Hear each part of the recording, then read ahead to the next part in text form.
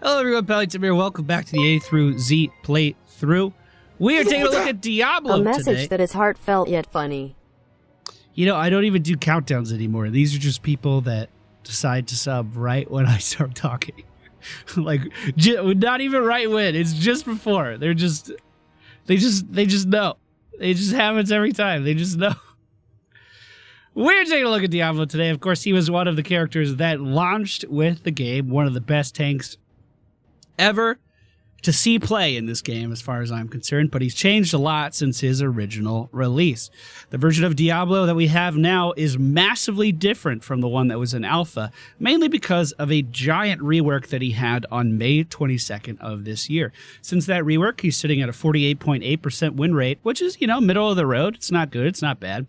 But he's sitting at 66.5% popularity, making him the number 2 most picked or most banned hero in Heroes of the Storm. Only second to Asmodan right now, as we talked about a little while ago. He is really, really fun. There is a build for every playstyle with him. They all seem pretty valid as well.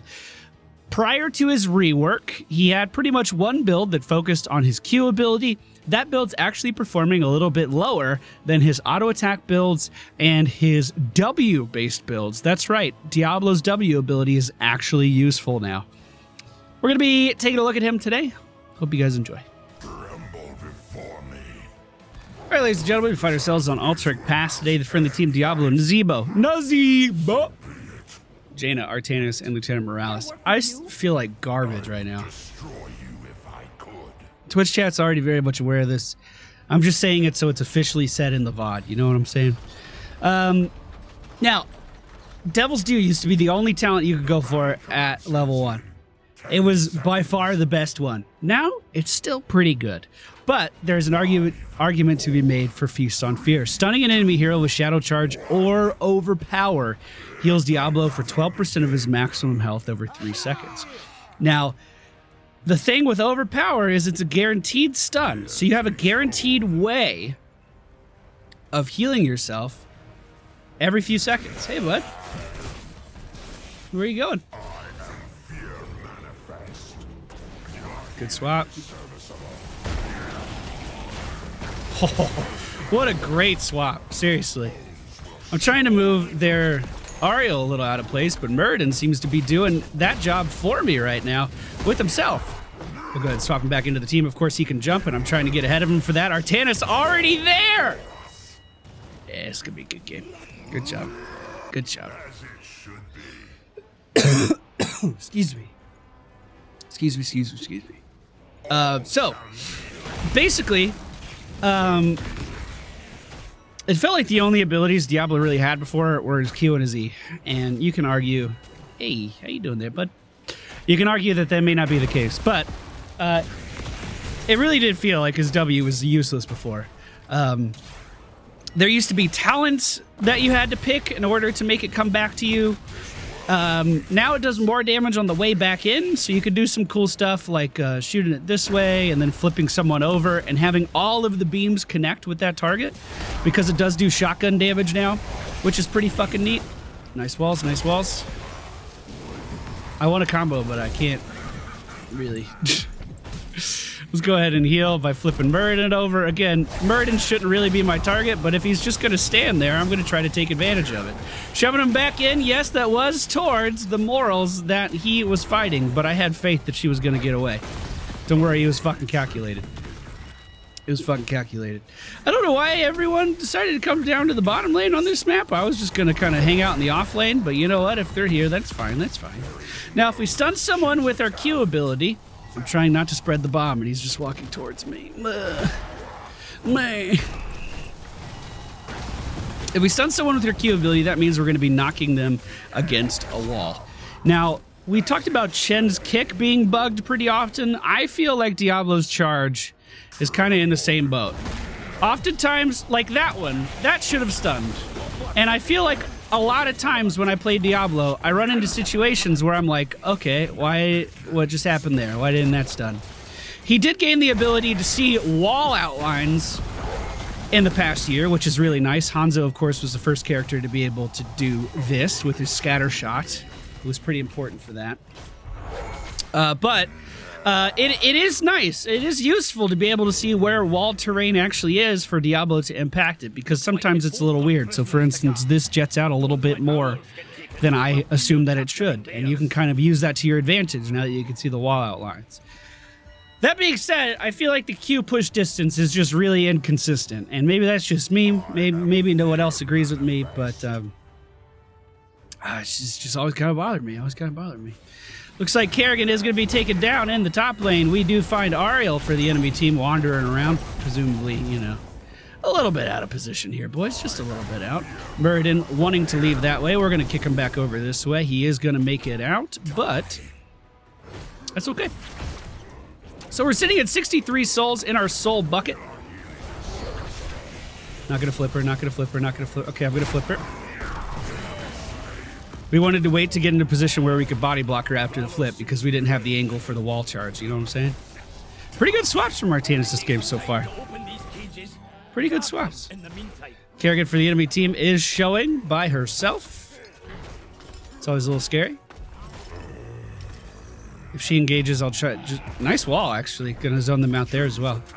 I am doing these games with viewers today because I don't have the capacity to try to convince people to play. So it's always good to see viewers really doing the right thing. Feels good. We're gonna go for Diabolical Momentum here at level 7. Yeah, let's just flip her into the wall. I'm just gonna keep sitting here and trading. I mean, I feel like I can. I don't feel like too much is stopping me from doing that at the moment. Nice blizzard. Let's bring her back into it, shall we? Beautiful. I want to go in on this Ariel, but I don't really think I can. Muradin overstaying is welcome. Oh, okay, we're done. I thought we were still fighting. I'm completely out of mana, so it's probably a good thing that we're done. Now, I'm just going to say this as a fact, and it's probably not true, okay? I just want everybody to know that. I think Diablo has the highest health at level 20 if he has 100 souls. Now, he gains these souls by minions dying nearby, by players dying nearby, and he accumulates them up to 100. Once he has 100 souls, if he dies, he's going to sacrifice these souls in order to resurrect with like a 5-second delay. Now, again, it may not be the highest health in the game, but it kind of feels like it. Like, he breaks 8,000 health. And when you take a look at these talents that we're picking up, Feast of Fear and Life Leech, these are all healing for a percentage of health. So, they're fucking busted, is what I'm saying. They're really fucking good. Oh, Kerrigan never comboed. Awkward. Come on up. Come on up, Kerrigan. The water's fine. What are you worried about? Kerrigan's getting a rework soon, so I think people are just trying to play her before that fateful day. I'm fine with this.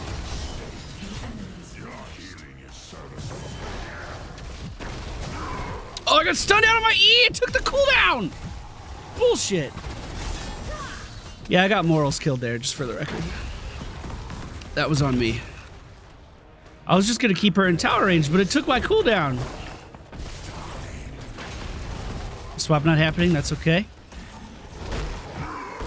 He's out of position now. Now that I moved him, it's just my goal to try to body block these guys. Nice swap into the blizzard there. Beautifully done. Muradin moving up. Not where I wanted to be. The charge kind of has weird interactions with teleporting abilities. So let's just say Tracer. Maybe it works on Muradin as well. We need to get this before the mule heals it up, because that's actually turning into a bit of a problem. Oh, you poor unfortunate soul.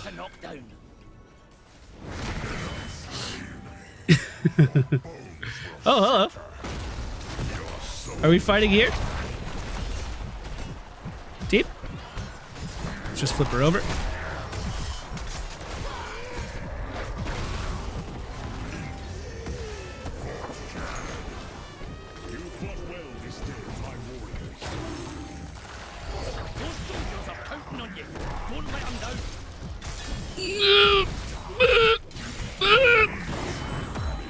Still alive.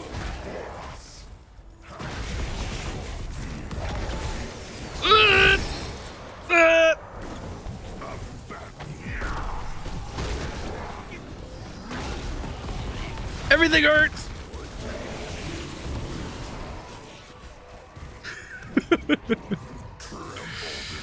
Oh man.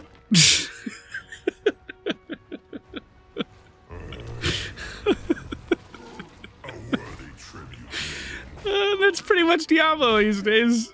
I mean, Morals did a great job of keeping me alive there at the end, but like his self-sustain is just out of this world, man. Get out of here. The simple fact that all he has to do is flip a character. That's all he has. He doesn't have to stun the character. He just has to flip someone with his E, and he gets 12% of his massive health pullback. Is just astonishing. It really is ridiculous. He also, I mean, Apocalypse was the only real ultimate that he had before. Let's be honest. Lightning Breath was awful, but they buffed the slow amount, or maybe they gave it a slow. Maybe it didn't have a slow before. I don't really recall. But it made Lightning Breath one of the best zoning tools in the game. Like, I could just sit here, and these guys can't come up. They can't come up to this. We just get the objective. It's ridiculous. They gave it a slow, chat says. That's what it did. So, normally what would happen with Lightning Breath is people would literally just walk the fuck out of it. It didn't matter. Now you can keep them in it and just tick away at their health pretty significantly, actually. All right, we're going to be making our way down to our team. Now, Devastating Charge is really good, and it is the most picked talent regardless of his early game build at level 13. And then at level 16, Overpowering Nightmare is the go-to once again. But Cruelty gives me attack speed, and I like that, because every time I attack, I'm going to be getting more HP. You know what I'm saying? And I like that. So we're going to go for that. Look at that charge interaction. How did that work? I was pushing him into the fucking wall. Yeah. Yeah. Oh, I like that. Yeah, you have to go that way.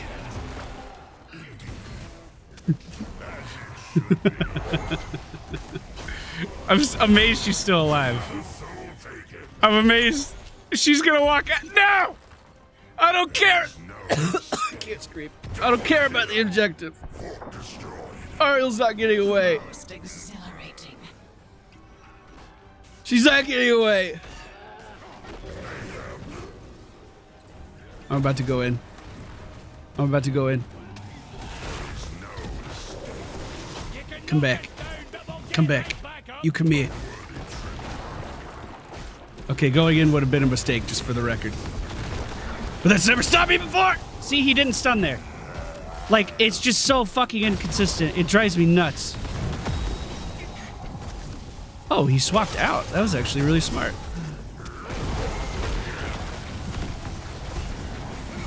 She can't leave. She can't leave.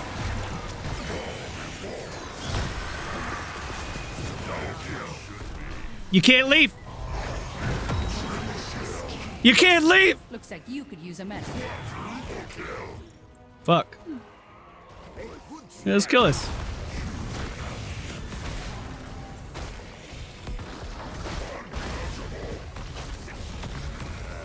Yeah, I'm fine.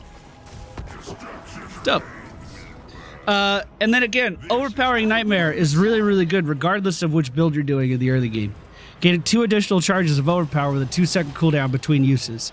Now we're coupling that with our Diabolical Momentum, so every time we auto-attack, we're going to be getting cooldown reduction.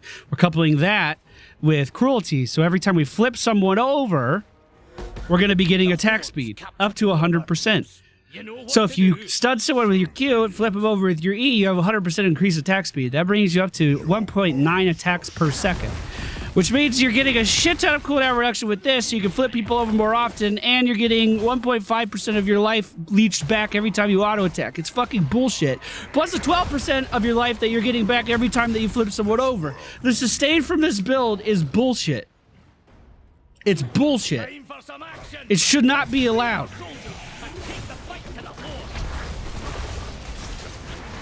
I fucking jumped into her stun there.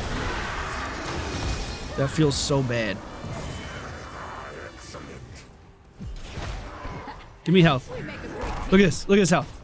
290, 217, 217. Every time we swing. Every time we hit a fucking hero. It's ridiculous. All right, we're going to channel this. Looks like we're going to be getting this one for the home team as well. We have 3 charges of our overpower. 3. I was just making sure they weren't doing that camp.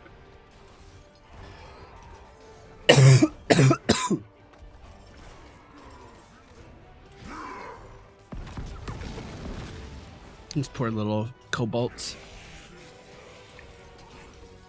There's a bunch of people arguing that this isn't the best build in chat. Once again, he has 3 distinct builds right now. This one's my favorite. I really like it. You don't have to like it. I don't give a shit what you like.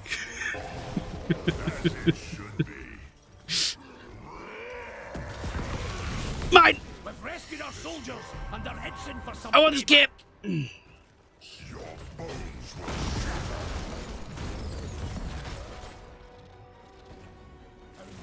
Wow, armor got shredded. Jeez. Alright, we might be winning this game right here. It's looking pretty possible. Oh, I'm spreading Bob, I'm spreading. Get away! For some reason, that stunned the Muradin. And it really should not have at all.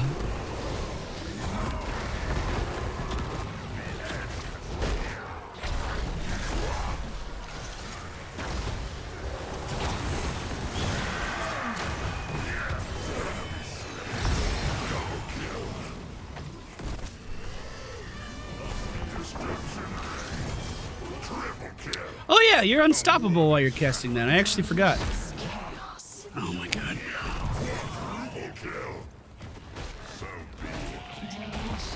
So, there used to only be one way to stop a Diablo. I'm not gonna hit you, little bud. You're okay. Just go. I just want to see where he goes. There only used to be one way of stopping a lightning breath Diablo. And it was Zagara's Maw. It would interrupt you and bring you underground. MVP. It's pretty cool. That's a fun fact for you, right? It's a fun fact for you. Legendary. Oh yeah, yeah. Oh yeah. Sorry, I gotta go AFK for a second. My gotta rearrange my sock drawer.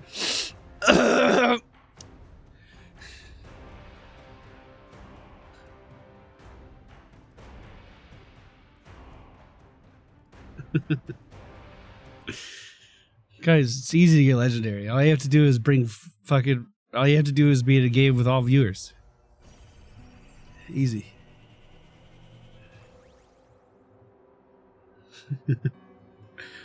Let's see. Is there anything else I wanted to say?